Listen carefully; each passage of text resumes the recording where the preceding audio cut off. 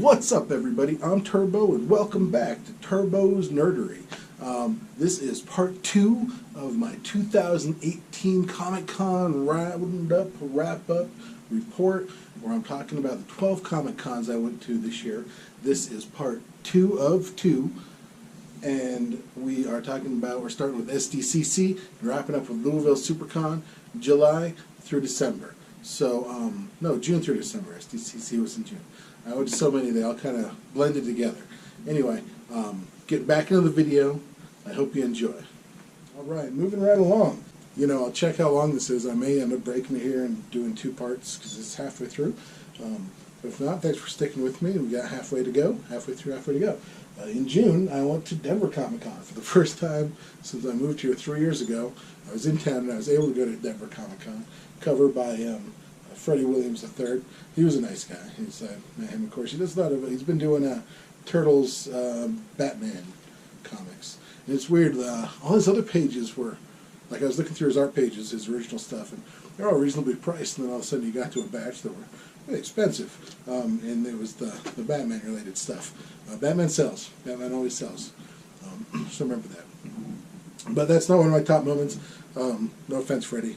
But my top moments did include, okay, for starters, since it was here in Denver, I live in a suburb of Denver, Littleton, but the train station that takes you right to the convention center stops right by my house. So I took the train up to the convention center for the convention. I wonder how many times I've said convention in this video. And it just so happens that Comic-Con weekend in Denver this year coincided with Pride Week, Gay Pride Week, or LGBTQ Pride Week. And so to say that the train ride to the convention center was interesting would be a complete understatement. And this was like the best train ride you've ever taken. People are wearing comic book costumes, you got nerds in comic book t-shirts, and then you got the Pride people, I guess I'll just say. And they're all rainbowed out, and rainbow wigs, rainbow socks, big rainbow tutus. Like, it's a riot. It's such a colorful ride. And so it was just great that a big part of the week was just that train ride, the fantastic train ride. 3 times, up and back. 6 times, I guess. 3, yeah. Yeah. Anyway, great train rides. I wanted to mention that. That was kind of a highlight of the Denver Con. And since it was a local con, I want to talk about highlight number 2, which was I got so many autographs. Whoa. Because, like, I could go there every day and come back and unload and load up more autographs. And a lot of these cons I've been traveling to, you know, and so a big part of what my limitation on autographs is what I can fit in my carry-on baggage. Because I don't check my comics. I don't trust those savages. Anyway, so you know, being local, I was able to drop off comics and then pick more up. And since I went 3 days, and it was a good con with a really great lineup. But I was able to get, like, you know, the big lines. A lot of people do line signings in the morning, signing in the afternoon. So, like, I did Capullo's line every day. I did Tom King's line 2 of the days. Tom King's line was ridiculous. Batman sells. Anyway, so and just I think maybe 1 full short box full of comics I got signed to that con. It was kind of nuts. Yeah, very productive con. And then one of the big highlights for me, this is number 3 for Denver Con, was meeting David Finch. For me, David Finch is the best Batman artist. It's on film. It's on the internet now. You can write it down, put it in the history books. Everyone's like, oh, you know, well, I mean, there's like a lot of older, great, influential Batman artists. But to me, David Finch's dark, heavy style, especially if he inks, although Richard Friend inks him really well. But it's just, it's perfect for Batman. It's perfect for the Dark Knight. And so meeting Finch for me was very exciting. And just like to show off, to commemorate that. This is Batman number 2 from Rebirth. He did the cover and the interior art. You can see he signed it down here in a nice yellow paint pen. Finch. I also got several other comic autographs on this. In Denver, I got Tom King. did it a little fast. You can't do it too fast for these paint pens. And then at Comic-Con Revolution, the week before, Danny Mickey signed it here, and then I had Matt Banning, a.k.a. Bat, sign it, I think a year ago. It's a little while ago when he signed it. It's before I started using paint markers, and so it's in silver instead of yellow, and it doesn't match, which doesn't bother me at all. Okay, moving on. Keep on chugging. Rolling on into July. No, July was awesome because I was down in New Mexico on a work assignment, and our test got canceled kind of the last minute. So I sent home to Denver, and my buddy Roan had mentioned that he might have an extra ticket, and he was saving, he'd save it for me if he was going to go. And so I hit him up, no luck. And then the next day, my buddy Josh hits me up and tells me he can give me a ticket to San Diego Comic-Con if I want to. You can't get last-minute tickets to San Diego. It's nuts. So I'm like, hell yeah, I want to go. Pardon my French. Try not to cuss on this channel. But I'm like, yeah, I absolutely want to go. And so the last minute, I found myself packing and heading out to San Diego. I was like, I head out on Wednesday. Well, they do a preview night on Wednesday. I'm going to be there for the whole thing. He's like, come on out Monday. It's coming out now. I'm like, I got to work. I got to do some work this week. So anyway, I head out to San Diego. It was awesome. It's the grandfather, I don't know, of Comic-Cons. And it feels it. It doesn't even, it's not even contained by the convention center. It explodes out into the street around it. There's just Comic-Con stuff everywhere in the Gaslamp district.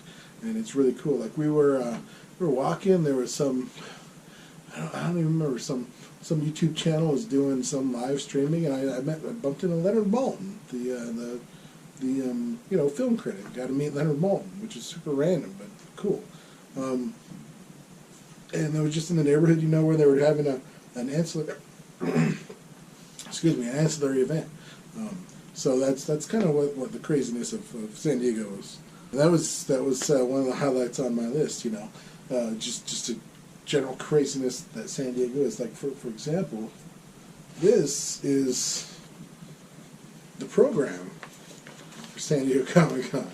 You get a quick guide, you get an events guide, and then you get this souvenir magazine with a cool Mondo cover, which really doesn't have anything to do with the convention. There's no info about events or anything in here.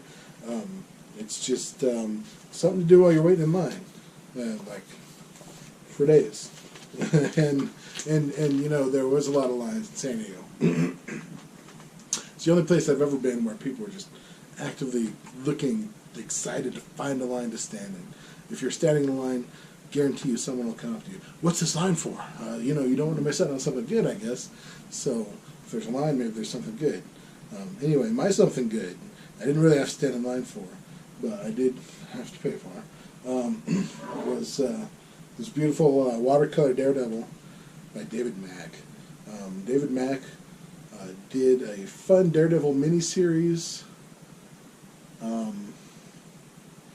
What's it called? I forget what it's called right now. It's kind of late at night. I'm sorry, but it was 8-issue miniseries where Daredevil was dead, and it was mostly about Ben Urich trying to figure out what was going on, and this and that, and Daredevil had killed Bullseye, I think. Anyway, it's been a while since I read it, but it was a very cool Daredevil series, and I had him sign it several years ago before I bought art, before I could afford art.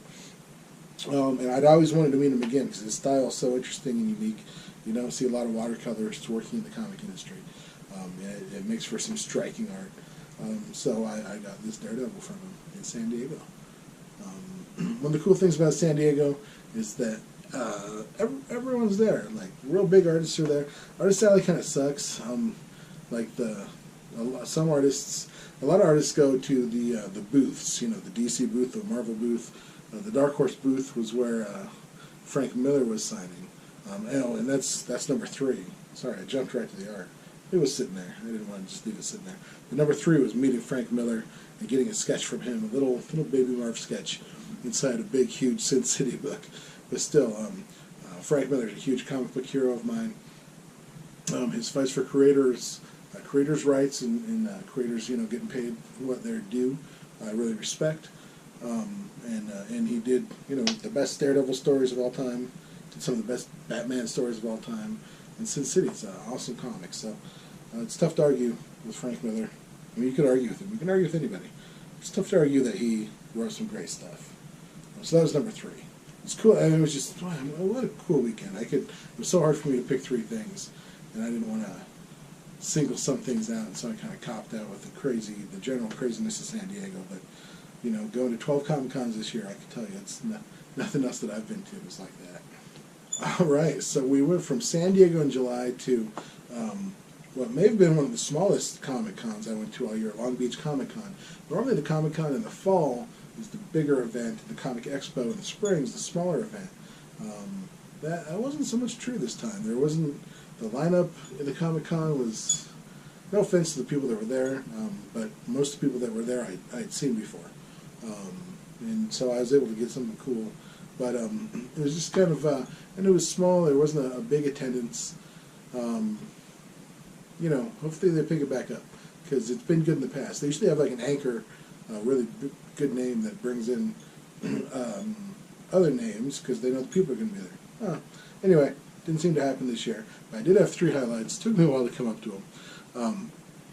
First one was I picked up some pages from Ryan Wynn. Ryan Wynn's an inker, and he's a friend of mine. And when we were in San Diego, I made a deal with him to buy a couple pages, but he couldn't sell them yet because the issue had not been published. So I had to wait, and when I saw him in Long Beach, picked them up. So I'm not going to show those off yet. You'll see those eventually, but they're awesome. Also, I got a cool Venom print that was remarked by dude Chadwick Haverland, and he was working with my friend Josh's store. So they're starting to do exclusive prints for cons. I think they're trying to work their way up to exclusive comic covers, which would be great. That's super cool. That's big in the industry right now. If you're watching this channel, you probably know that. So yeah, and anyway, so that was cool. But the thing I'm going to show you is, I did not get this program signed. Oh well, fail. But I did finally buy a piece of original published comic art from Norm Ratmond. Now, Norm's an inker, and I see him in a lot of shows. Super nice guy. I've gotten a sketch from him in the past, and he works with a lot of great pencilers. And so he ends up with a lot of really cool published pages. And I've wanted to buy one from him for a long time, and the really good ones that I like are just a little too expensive for me. They're I'm sure he charged what they're worth, but they're a little out of my price range. And he's always got a stack of $50 pages, which is cool. That he makes it accessible for anybody. But they're the less exciting pages with just some dialogue or people in normal clothes, not much going on. So it took me a while to find a page that he worked on that I really liked, that was the right price for me, and still had some cool action going on. There's this cool energy bubble. You got Zoom. I like Zoom. He's a cool villain. No worries there. And yeah, so this was the right page at the right price. I finally was able to get a piece of Norm Ratmond. Got a piece of you, Norm. Yeah, but I wanted to show that off. I'm really happy with that. Probably get a bigger, better one of these days, but it's because he's done a lot of Batman stuff. I really want something Batman related, but again, Batman sells, which means it's expensive. All right, moving on to October. Still rolling, man, crazy. I went to LA Comic Con in the great city of LA, California, Los Angeles, and they didn't have a big program. They just had this little one, which had all the information I needed, really. Kind of an eye chart. But yeah, I don't know if I need the big program. I do kind of miss the nice big art to have the artist sign. Usually the artist is at the Comic Con, you can have them sign the program, and that's all good. Anyway, LA Comic Con, top 3 moments. And at this point, almost towards the end of the year, they were all kind of blurring together, and I thought this might have been my last con. I didn't know if I was going to be able to do 2 more. Not a lot are going on in December. In November, you're leading up to the holiday season. Got to start we're budgeting money appropriately. But anyway, so I was soaking up, having a good time, and I got this awesome, I'm not going to show it to you yet because it's out for slabbing, but I got this awesome Spider-Man venomizing jam sketch with 8 different artists doing different takes on like a half Venom Spidey with the Venom head coming. It's super cool. So we'll be showing that off eventually on the channel. I just want to tease you with it now. That was one of my top moments. Another moment was getting a sketch, a drawing of Batman and Robin from a really great Batman artist, Chris Burnham. He drew Batman Inc. for a long time. He drew the issue where Damian was killed. Damian being Robin, Batman's son. And I'd been wanting a drawing from him for a while. Since I thought this might be the last con of the year, I splashed down. 2 figures is always kind of pricey, but I got both figures in. I really like the way it turned out. It turned out good.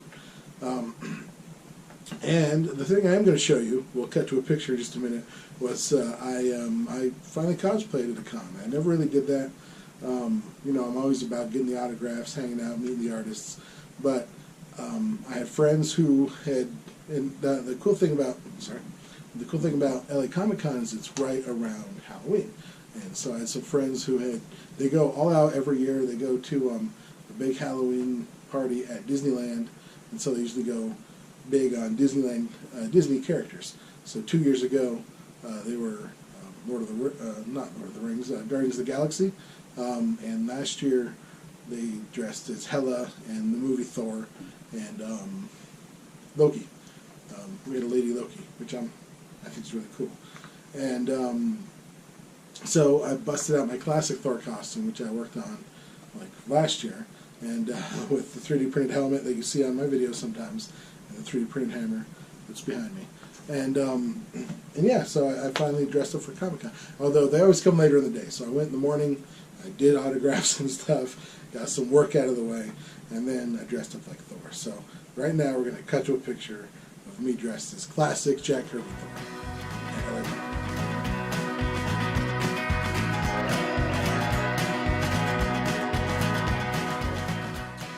Alright, that's enough of that. In November I got back on track because of a work trip. Work was sending me down to Phoenix, and I was supposed to start working down there the Monday after the Tucson Comic Con. So I flew down a day early, drove down to Tucson. It's about maybe a 2-hour drive from Phoenix Airport.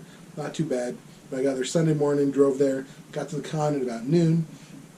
So, you know, just a really short time. But Denny O'Neil was going to be there, number one cool thing about the con.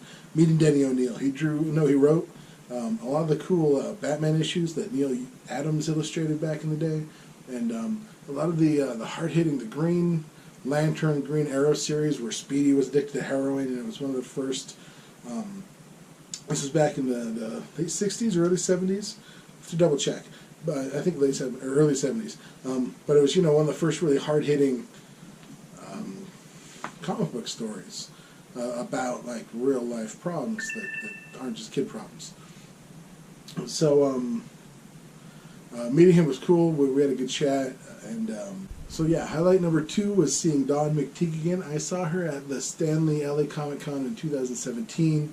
For the first time, I kind of discovered her art for myself, and she's an amazing artist. She does really, really beautiful drawings, and she doesn't do a lot of superhero stuff. She mostly works for Rothic Comics, doing, I think they're kind of romance comics and stuff. I have a few of them. I mostly look at the drawings. I don't know if I've read them all, but because the art's beautiful. So I've been wanting a commission from her. Of course, getting there Sunday at noon, that was too late. I couldn't get one from her. She did have some original art for sale, and I did buy this cool page. You see it? There you go. Right there. Ding! From Divinica. She does some comics called Divinica, which are kind of retellings of folk tales. Like they did the song Hiawatha, and I don't remember what else, but I own the song Hiawatha, and it's cool and the art's fun, and so I was able to pick up that page, and that was very cool. I will continue to stalk her at Comic Cons in the future, and eventually I'll get a commission from her. I know what I want. And then third thing was I ordered, again, it was a small con, I wasn't there for very long, but I did, I've met Jeremy Clark and inker several times, and I got a Batman blank cover from him that he's still working on. So I think I need to email him and check up on it, but that should be arriving one of these days. Anyway, we're going to wrap it up with Louisville SuperCon. It's not Louisville, it's not Louisville, it's Louisville. There's a couple different ways to say that. I needed one more Comic-Con. I did. I needed one more to make 12 on the air. It was late November, early December, and I'm like, what's going on out there? So I looked around, and Louisville SuperCon had some cool people I hadn't met before. Louisville is a cool town, I've heard, and I'd never visited before. And so I booked a flight, booked a hotel, headed to Louisville. So it was right at the end of November, I think, and it went into the 1st of December. And